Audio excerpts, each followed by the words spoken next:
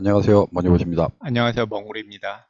자, 지난 시간에는 저희가 이제 분봉을 했었는데요. 네, 오늘은 이제 일봉 데이터 받는 거를 일별 해보도록 주가. 하겠습니다. 이거 많이 했었죠. 그쵸. 일별 주가는 예, 저희가 이 강의 이전에 기본적인 API 강의를 통해서 예. 기본적인 데이터 구조라고 해야 되나요? 어떻게 넣고 어떻게 받아오고 샘플까지 이제 완벽하게 저희가 강의를 했었는데 오늘 강의는 그때와 다른 게 뭐가 있을까요? 그땐 UI가 없었죠. 예, 이 화면이 없었죠. 예, 화면이 있죠, 이제는. 그러면 이제 코드가 달라집니다. 우리 보시면 여기에 있는 이 XA 쿼리라는 프로그램 있잖아요. 이 파일. 예, 예. 이거하고 우리 그 화면 없는 거기서 쓰는 쿼리하고 다르단 말이에요. UI가 있고 없고의 차이가 따라서 이제 프로그램이 달라지거든요. 그러니까 이제 지금 여기서 하려는 거는 지금 이제 UI가 있는 일별 주가이기 때문에 좀 다릅니다. 그걸 같다고 생각하시면 오산입니다. 그 API 호출하는 건 같은데 걔를 어떻게 쓰느냐가 이제 완전히 달라져요. 그래서 이제 뭐 한번 보시면 일별 주가는 이렇게 분별 주가하고 똑같죠. 이래 놓고 조회를 누르면 이렇게 나옵니다. 나오는데 바뀌죠? 날짜가 바뀔 겁니다. 예, 예. 또 바뀌었죠? 이게 과거로 계속 돌아가면서 계속 받아오고 있어요. 이렇게. 지금 이제 이 코드를 이제 보여드리려는 거예요. 지난번에도 한번 설명을 했는데 이 API 기능에서 이렇게 넣어놓은 거는 API를 이렇게 쓰시면 됩니다라고 해서 샘플로 넣는 거거든요. 교육 기능으로. 네, 넣어놓은 거기 때문에 이제 그 얘기를 좀 하려고 해요. 여기서 이 API 요거 가지고. 자, 그러면 이제 지금 그게 일별 주가니까 일별 주가 이렇게 보시면 일별 주가라는 데 보시면 역시 UI 만드는 부분은 뭐 똑같습니다. 컬럼 뭐 날짜 시가 이제 이게 그냥 샘플로 넣는 거고 UI 이게 불러오는 데가 1305죠. 데브센터에서 보시면 1305 여기 있네요. 기간별 주가 기간별 주가인데 보시면 이제 입력으로는 이제 종목 코드 그다음에 일주월 구분 그러니까 이게 저는 일별이라고 했지만 이게 주봉도 받아오는 거예요. 월봉하고 그러니까 일봉, 주봉, 월봉을 다 받아올 수 있어요. 같은 그 같은 TR API 안에서. 갖고 예. 같은 API 가지고 이제 이 트랜잭션 1305 가지고 이제 가져올 수 있는데 그다음에 이제 날짜, 그다음에 IDX, 건수 몇 건 이제 요청할 것이냐. 근데 넘어오는 데이터는 이제 몇 건 받았다. 카운트. 그다음에 이제 날짜하고 IDX. 여기 이제 이름이 IDX라는 이름으로 되어 있어요. 이제 CNT 언더바 IDX라고 많이 썼었죠. 그다음에 API에서 다른 그 분별 주가나 볼 때. 얘는 IDX를 주죠. 그 다음에 이제 나머지 데이터는 뭐 시가고가, 뭐 체결 강도, 소진율, 회전율, 뭐 외국인, 많습니다. 고가 대비 뭐 이런 거 다 계산해서 줍니다. 그 다음에 특이하게 시가총액을 줍니다. 그러니까 날짜별로 시가총액이 변하잖아요. 예, 주가가 예. 변함에 따라. 근데 이걸 다 계산해서 줘요. 요거 진짜 편하더라고요. 시가총액 계산 잘 안 되잖아요. 근데 이거 날짜별로 계산을 해줍니다. 그래서 시가총액은 이게 제일 정확한 것 같아요. 이 API 갖고 만약에 이제 하신다고 하면 일단 뭐 API 이제 특성은 이렇고, 그러니까 이제 다는 그 설명을 잘 안 했는데 뭐 어차피 그 설명이 다 똑같습니다. 화면에서 이제 종목 코드 받아오고 뜨면 그 다음에 이제 조회 건수 넣고 조회 누르면 되는 거. 이제 UI 기능은 이렇고요. 이제 이 코드를 좀 보시면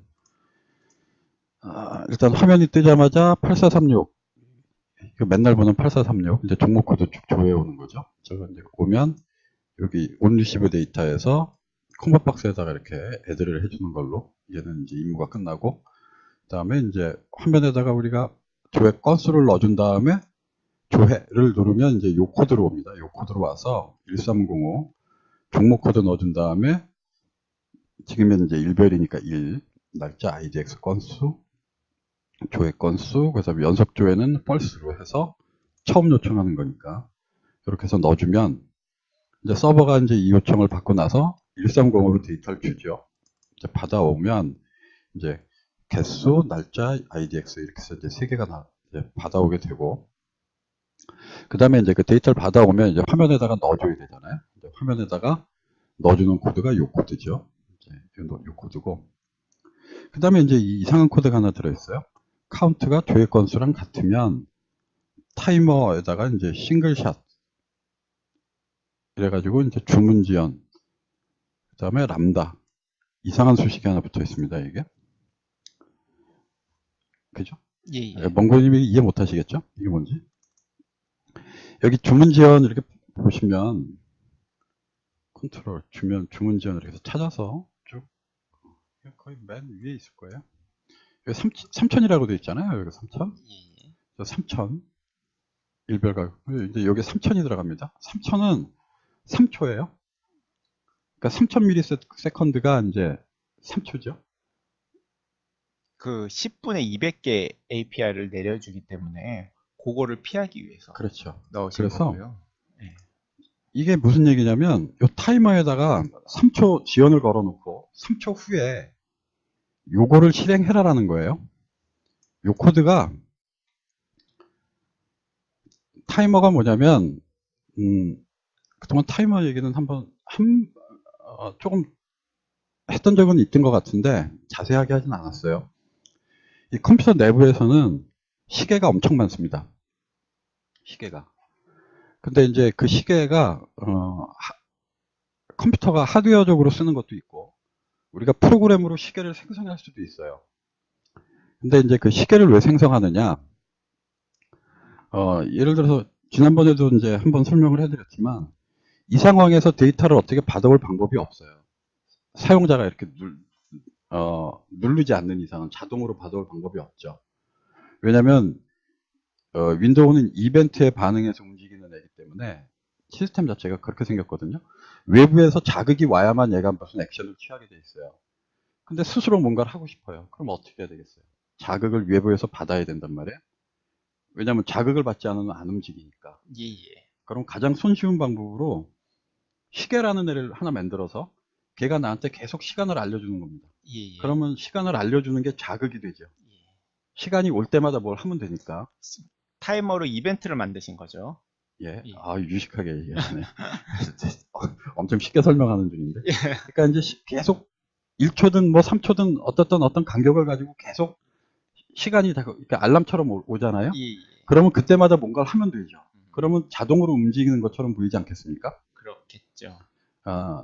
사실 다 그래요. 제 프로그램만이 아니라 모든 윈도우 프로그램이 다 그렇게 만들어져 있어요. 클락이라고. 여기서는 이름이 이제 Qt에서는 Q타이머라는 건데, 그래서 이 타이머에다가 이제 타이머가 이제 여러 종류가 있는데, 여기서는 지금 싱글샷이라는 걸 썼거든요. 싱글샷. 이거 말고 머니보드 여기 맨 밑에 가시면 여기 타이머가 또 있어요. 타이머가 얘는 싱글샷이고, 여기도 싱글샷 한번 썼고, 그 다음에 온 어플리케이션 스타티드에 타이머를 하나 이렇게 또 넣었단 말이에요. 맨 처음 강의했을 때 저희가 강의했던 온클락티, 그죠? 여기 네. 넣었죠. 이게 둘 다 타이머인데 좀 전에 있었던 싱글샷하고 얘하고는 차이가 있어요. 어떤 차이가 있는 거냐면 여기는 그냥 타이머라고 하나 이렇게 걸어놨잖아요. 그리고 스타트 1000 해놓으면 이 타이머가 사라지지 않습니다. 계속 있어요. 근데 싱글샷으로 해놓으면 일회용 시계예요. 한번 나한테 알람을 주고 그 시계는 사라져버려요. 요게 큰 차이가 있습니다. 왜냐면 지속적으로 계속 내가 알람을 받고 싶으면 이렇게 타이머를 이렇게 만들어서 스타트라는 걸 하고요. 그냥 한 번만 좀 이따가 나한테 알려줘. 요럴 경우에는 싱글샷을 쓰면 돼요. 저거는 Qt의 명령어인가요? 명령어는 아니고요. 예. Qt에서 이렇게 만들어냈어요. Qt에 예. 그 사용되는. 예. 만약에 윈도우 프로그램 하시는 분이라면 윈도우에서는 저게 두 가지가 없어요. 하나로 그냥 하셔야 돼요. 알아서 제어하셔야 되는데 지금 윈도우 설명할 건 아니니까. 그러니까 Qt는 두 가지 타이머가 돼요. 존재해요. 그러니까 일회성 타이머가 있거든요. 그게 싱글샷이에요. 별로 감동을 안 하신 느낌인데. 그 Qt를 네. 한 번도 만들어 본 적이 없기 때문에 UI를 이게 엄청 감동해야 되는 거거든요. 왜냐면 예. 타이머 하나 갖고 계속 한 번만 쓸 거면 이제 받았다가 세웠다가 클락을 시계를 가게 했다가 세웠다가 막 이런 조작을 해야 돼요. 근데 일회용 클락이 있으면 걔 한 번 써버리고 버리면 끝나게 되기 때문에 코드가 되게 깔끔해져요.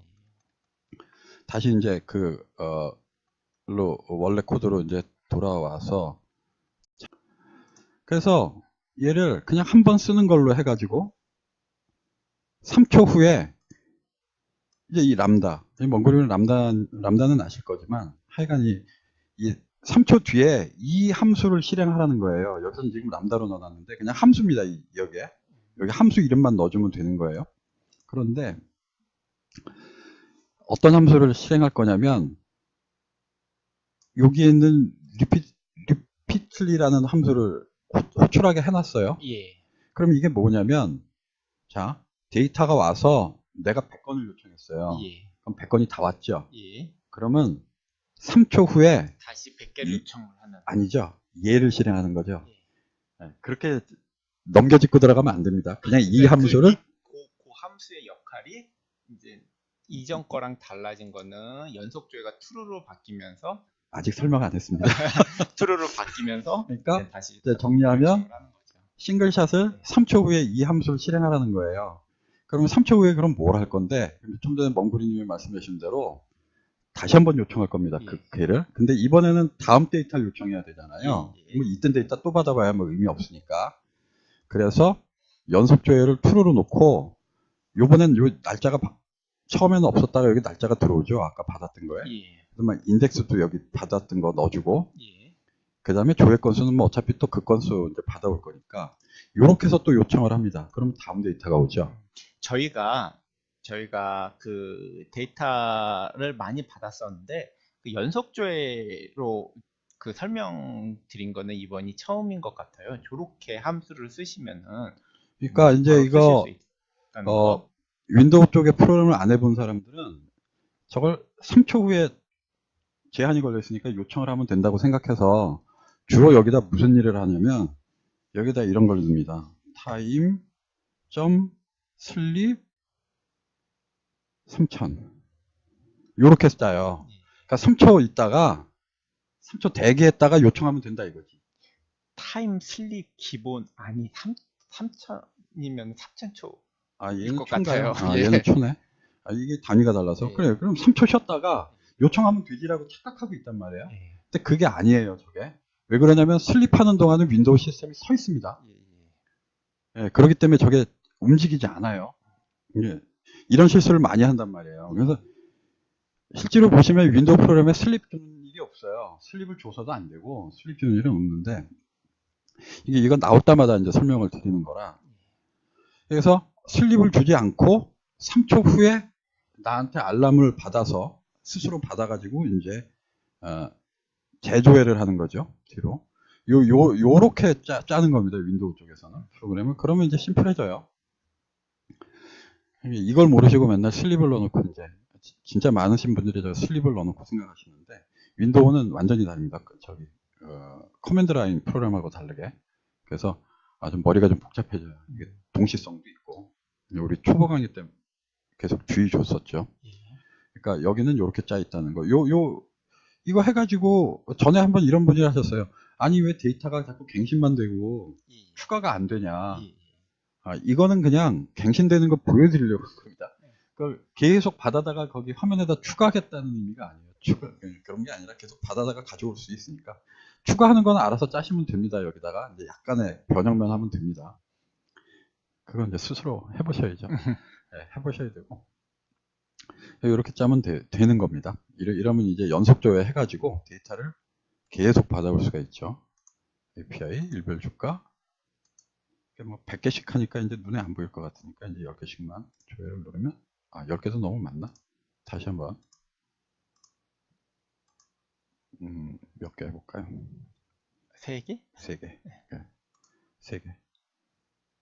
3초 후에 바뀌죠. 이렇게 계속 이제 바뀌는 걸 볼 수 있습니다. 이렇게죠. 잘 동작하고 있어요, 클락이. 그러니까 이렇게 해서 연속 조회가 필요하실 때는 이 클락을 꼭 써줘야 된다는 거. 타이머 이걸 쓰는 게 제일 편하다는 거. 대신 이제 함수는 두 군데로 만들어지죠. 하나는 처음 조회하는 쪽, 하나는 이제 연속 조회하는 쪽. 이렇게 만드시는 거. 다 이런 형태로 되어 있습니다. 이렇게 짜시면 이제 쉽게 구현하실 수가 있습니다. 오늘은 이제 그 일봉 주가, 뭐 네. 일봉이긴 하지만 뭐 주봉도 받을 수 있고 월봉도 받을 수 있는데 그 전에 저희가 했었던 일봉 강의랑 조금 다른 점은 UI를 썼기 때문에 그 타이머를 이용하는 방법에 그렇죠. 대해서 좀 네. 설명을 해주셨고 또 이번에는 그 연속 조회하는 것, 저희가 아마 이 1305가 굉장히 한꺼번에 많은 데이터를 주잖아요. 많이 한꺼번에 줍니다. 많은 데이터를 주기 때문에 그 과거에 저희가 이제 1305를 한번 강의를 했었을 때는 연속 조회까지는 보여드리지 않았었거든요. 근데 오늘 강의에서는 연속 조회도 한 번에 할 수 있는 방법까지 강의를 해주셨습니다. 머니버님 오늘도 고생 많으셨습니다. 네, 수고하셨습니다. 감사합니다.